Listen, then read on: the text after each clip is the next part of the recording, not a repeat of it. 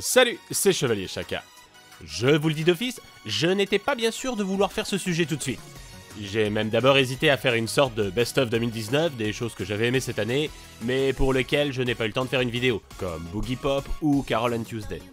Ou encore ce dont je n'étais pas sûr d'avoir matière à en faire une vidéo complète, telle que le très fun River City Girls. Mais je n'ai pas trouvé comment présenter ça de façon qui me convenait. Et n'étant pas amoureux des tops ou autres classements stériles sur YouTube, j'ai laissé tomber l'idée pour le moment. Pas de top 10 des animes de la décennie ici, donc maintenant si ça vous intéresse vraiment de savoir ce qui m'a marqué le plus ces 10 dernières années, Kill la Kill.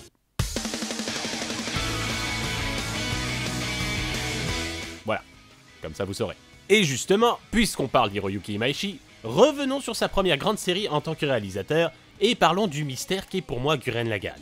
Attention, je précise que je ne vais pas faire une énième vidéo présentant la série. Je m'adresse d'abord à ceux qui la connaissent ou que le spoil ne dérange pas, même si j'essaierai de m'en tenir au minimum nécessaire. En tous les cas, vous êtes prévenus. D'abord, pour ceux qui ne connaissent pas trop le travail du monsieur, sachez que celui-ci fut animateur sur de nombreuses séries d'envergure, telles qu'Evangelion, Slayer's Next, ou encore Fooly Cooly. Mais c'est vraiment en 2007 que sa carrière prend une autre ampleur, lorsqu'il réalise Gurren Lagann pour Gainax. Depuis, celui-ci a fondé son propre studio, Trigger, que j'ai dû nommer peut-être une fois ou deux. Sous le signe du mecha pour le studio Trigger. Les exemples les plus souvent cités viennent du studio Trigger. Comme j'ai dit, Trigger nourrit de nombreux exemples. Kazuya Masumoto, du studio Trigger, mais vraiment par hasard. Pour lequel il a réalisé Kill la Kill, Space Patrol Luluko, ou plus récemment Promare. Et je suis un grand amoureux de son travail. Pourtant, je n'ai jamais compris pourquoi Gurren Lagann en était devenu l'ambassadeur et bénéficiait d'un tel culte. Attendez, ne venez pas m'étriller tout de suite. Je ne suis pas en train de dire que je considère Gurren Lagann comme une mauvaise série, loin s'en faut. J'ai visionné de nombreuses fois l'anime et je lui considère des qualités indéniables. Et il est effectivement porteur de l'ADN de son auteur. Mais là où beaucoup semblent y voir un aboutissement, je n'y vois ici qu'un embryon de ce qu'est vraiment le style d'Imaishi, étouffé par des codes qui ne me semblent pas être les siens et des choix à mon goût trop rédhibitoires pour crier au chef-d'œuvre. La plupart sont évidents et connus de la majorité des spectateurs, mais je vous propose de refaire un petit tour des plus importants ensemble, afin que vous puissiez peut-être comprendre pourquoi, à mon avis, Gurren Lagann n'est pas le classique vanté, mais au contraire, l'œuvre la plus faible dans la filmographie du monsieur. Commençons par le plus évident, le déséquilibre qu'a créé la mort de Kamina lors de l'épisode 8. J'avais prévenu que je spoilerais. Laissant Simon pour seul personnage principal, alors qu'il n'avait clairement pas les épaules pour ça. Bien sûr, l'anime est raconté de façon à dire le contraire, de la séquence prologue au message, en passant par la narration à voix off. Tout est fait pour que le véritable personnage principal soit le jeune foreur, et pas le premier chef de la team Gurren. C'est l'idée. Ce sera d'ailleurs l'ultime message de Kamina à Simon. Il faut être soi-même, plutôt qu'essayer d'enfiler le costume de quelqu'un d'autre, s'émanciper et tracer sa propre voie. Bref, le récit tue le père, au sens littéral. Et c'est un chouette message, qui est mis en scène par quelques moments d'anthologie, je ne peux pas retirer ça à la série.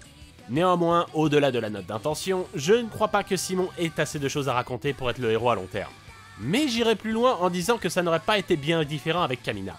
Même si de prime abord, celui-ci laisse un impact plus fort et semble taillé pour être le personnage principal, avec à la base de vraies motivations et un réel but, voir la surface que lui avait montré son père, au fil du visionnage, j'ai commencé à trouver l'impact plus fébrile et le bonhomme un peu trop caricatural, me faisant penser que sur la durée, ce personnage digne d'un shonen neketsu m'aurait tout autant gonflé, si il avait été seul. C'est là où se situe le nœud du problème. Gurren Lagann, c'est d'abord un binôme, celui que forment Simon et Kamina, et les deux se complètent à merveille. C'est exprimé de façon très frontale, puisque le robot éponyme n'existe que lorsque les deux parties s'assemblent. Plus qu'un gimmick donc, c'est l'expression de leur complémentarité, leur permettant de dépasser leur archétype de base pour proposer une facette plus complexe que le simple duo de héros, avec la tête brûlée au grand cœur d'un côté et le couard sur qui on peut finalement compter de l'autre. Du coup, casser cette dynamique handicape le récit, qui a toutes les peines du monde à trouver un nouveau partenaire à Simon. Bah oui, vu que le machin peut pas se piloter tout seul. Et il y en aura eu des suppléants. Forcément, puisque le développement principal de Simon se situe dans son émancipation et sa prise d'indépendance. Le mettre à nouveau en binôme est en désaccord avec le message que veut transmettre le personnage. Bref, c'est contradictoire et ça pose de gros soucis dans le récit. Pourtant, elle fait illusion, lors du premier arc. Principalement parce qu'on se focalise alors sur notre jeune foreur qu'on voit passer à l'âge adulte, en trouvant sa propre identité, une présence sur laquelle il peut s'appuyer, et en accomplissant ce que personne ne le croyait capable de faire sans son grand frère. Encore une fois, c'est plutôt cool, et on reconnaît le sens de la grandiloquence propre à Imaishi, à travers des scènes d'action explosives et des discours enflammés, le doigt levé vers les cieux. Sauf qu'après cela, notre héros n'a plus rien à raconter. Son arc et son développement sont terminés. Problème, il reste 11 épisodes.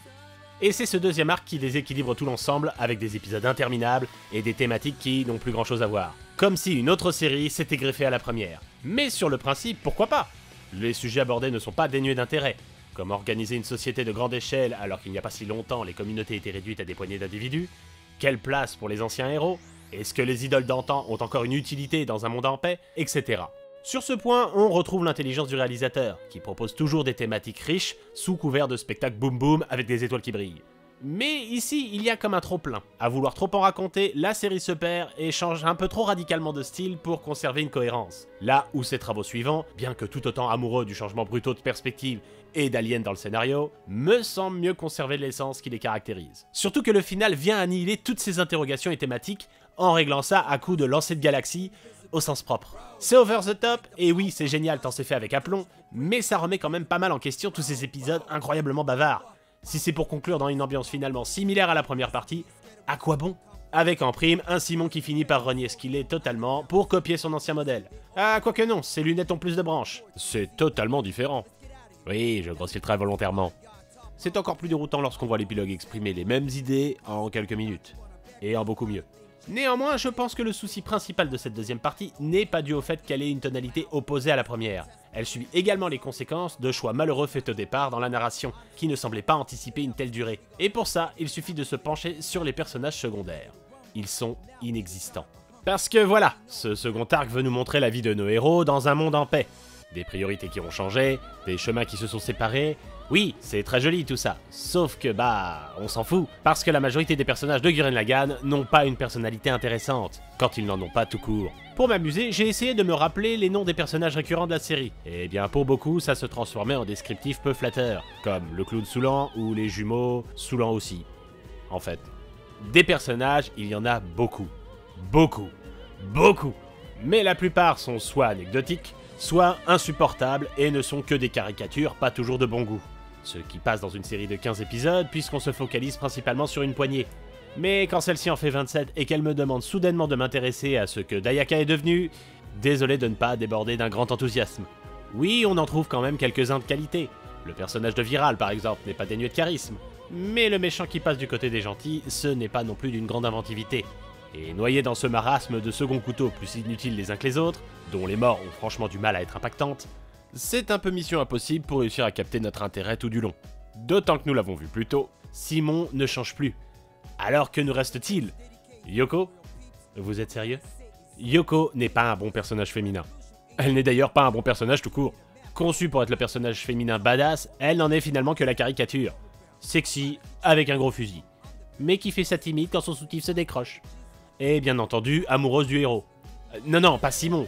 Kamina, le machoman de service. Tandis que notre pauvre personnage principal sera toujours vu comme une nuisance par notre snipeuse jusqu'à ce qu'il devienne un homme. Sauf qu'elle n'a jamais fait preuve d'un grand soutien pour lui permettre d'y arriver. Oui, vous l'avez compris, je suis de l'équipe Nia. Même si sa seiyuu est insupportable. Mais à défaut d'une jolie voix, elle a une vraie personnalité et des réelles motivations autres que de suivre le beau parleur du groupe. Et puis bon, inventer une romance entre Yoko et le Kamina Eco Plus de service à la dernière minute finit de me faire penser que le réalisateur n'a jamais vraiment su quoi faire de ce personnage. Non, je n'y vais pas de ma morte, c'est vrai. Et je vous autorise à me coller quelques mauvais points pour la mauvaise foi.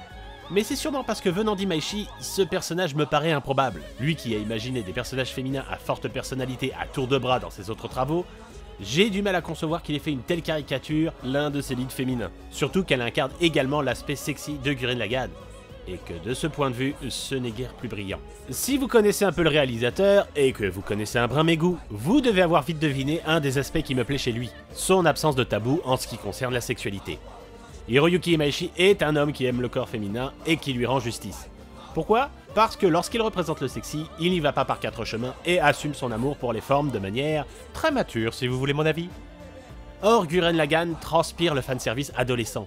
Celui un peu honteux, qui ne s'assume pas totalement, et qui cherche à se faire discret, mais qui perturbe quand même le visionnage, avec un cadrage hasardeux sur les fesses d'un personnage. Ou encore une paire de seins, avec un héros masculin qui détourne timidement le regard, venant du créateur de Panty & Stocking, Dead Leaves, ou encore Sex and Violence with Max Speed, un traitement aussi timide de la nudité est assez étonnant. Et si l'on peut me rétorquer que ce genre d'éléments sont encore présents dans ses œuvres suivantes, je trouve que leur usage donne plus l'impression que le monsieur se joue des codes, alors qu'ici, il semble avant tout les appliquer. On peut mettre ça sur le compte de la jeunesse, puisqu'il s'agit de sa première série en tant que réalisateur. Mais dans ce cas, pourquoi en faire le symbole de sa carrière, au point parfois même d'entendre qu'il s'agit d'une série Trigger? Parce que c'est là où je veux en venir. Je ne suis pas en train de plaider pour que vous voyiez finalement Gurren Lagann comme une série qui sera surcotée, loin de là, et si certains la considèrent comme culte ou comme un classique des années 2000, je ne suis pas là pour les contredire. J'ai assez plaidé le cas Evangelion et sur le fait que notre avis personnel n'est pas un argument suffisant pour remettre en cause l'avis général, que je ne vais pas le faire ici. Oui, Gurren Lagann est une bonne série. Excellente même. Et elle porte la patte de son créateur sur de nombreux aspects, ne serait-ce qu'en termes de direction artistique et de découpage de séquences absolument fou.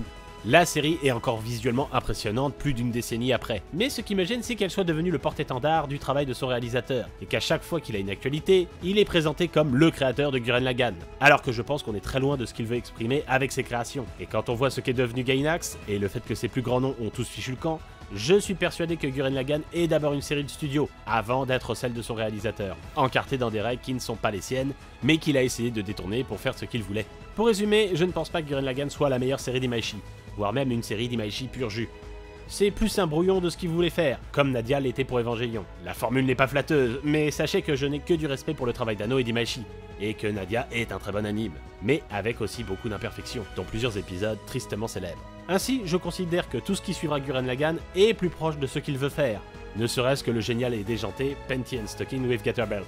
Mais si vous voulez vraiment connaître LA série qui à mon sens est l'aboutissement de la philosophie d'Imaishi, la seule à retenir, eh bien, je vous ai déjà donné la réponse au début, non ?